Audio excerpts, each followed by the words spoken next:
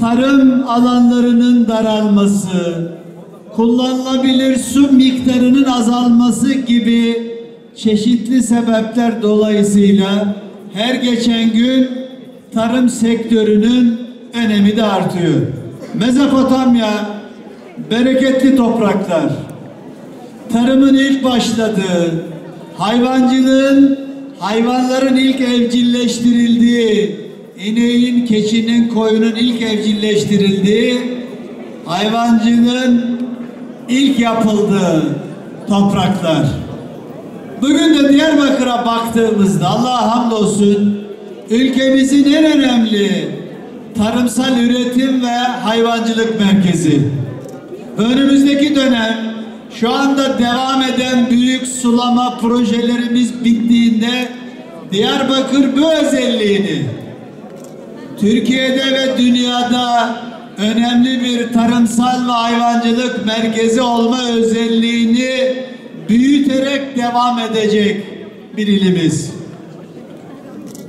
Şu anda devam eden Silvan Barajı bittiğinde 2.400.000 dönümlük bir alanı sulu tarıma açabileceğiz.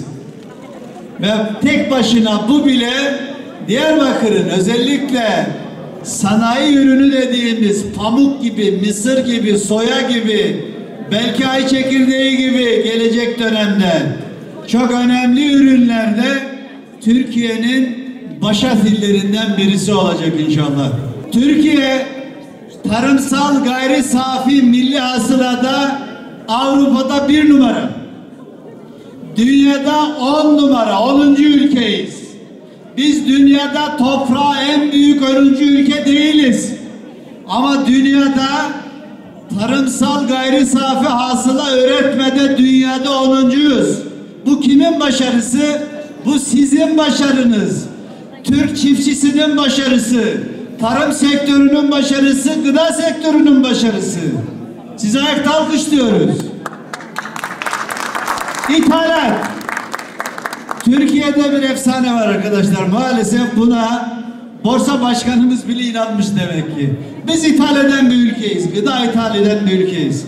Arkadaşlar ben size şimdi 2021 rakamlarını veriyorum. Bunu herkes ezberlesin lütfen. 2021 yılında Türkiye'nin tarımsal ihracatı 25 milyar dolar. Bunu not alın. Tarım ve gıda ihracatımız 25 milyar dolar. İthalatımız ne kadar? Türkiye gıda ithal ediyor diyoruz ya. İthalatımız da 17.8 milyar dolar. Arkadaşlar, Türkiye'de cari fazla veren ender sektörlerden bir tanesi tarım sektörüdür. Sizsiniz.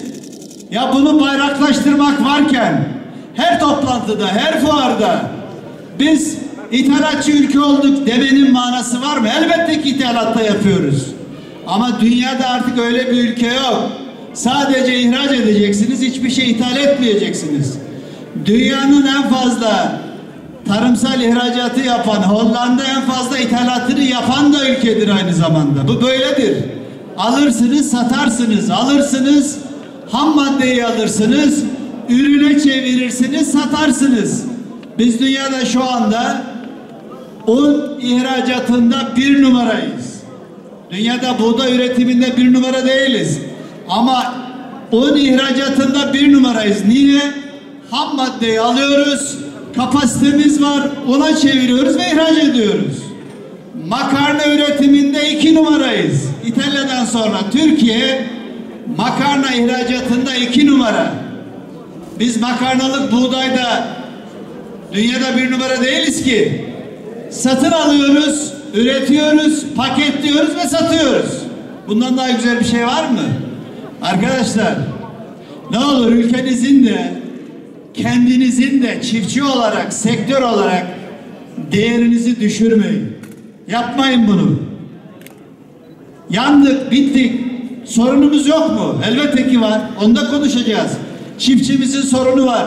Mazot fiyatları, gübre fiyatları, bunlar sorun. Ve devletimiz Allah'a hamdolsun dünyada tarım sektörünü Avrupa'da şu anda en çok destekleyen ülke yine Türkiye. Fuarlar yeni teknolojilerin, yeni üretim biçimlerinin tartışıldığı, konuşulduğu platformlar. İnşallah Mezopotamya Tarım Fuarı da tarım sektöründeki yeni bilgilerin, yeni teknolojilerin konuşulduğu, gösterildiği bir platforma dönsün diye temenni ediyorum. Diyarbakır önemli bir fuar şehri oldu. Başkan doğru söyledi. İnşallah bundan sonra fuarları destekleyerek devam edeceğiz arkadaşlar. Fuarlar elbette ki hangi sektörde yapıyorsak o sektörü hem gündeme taşıyoruz hem o sektörle ilgili yeni yaklaşımları, yeni teknolojileri, yeni anlayışları şehrimize taşıyoruz. Diğer taraftan da şehrimizin ticaretine, esnafına da çok ciddi katkı sunmuş oluyor.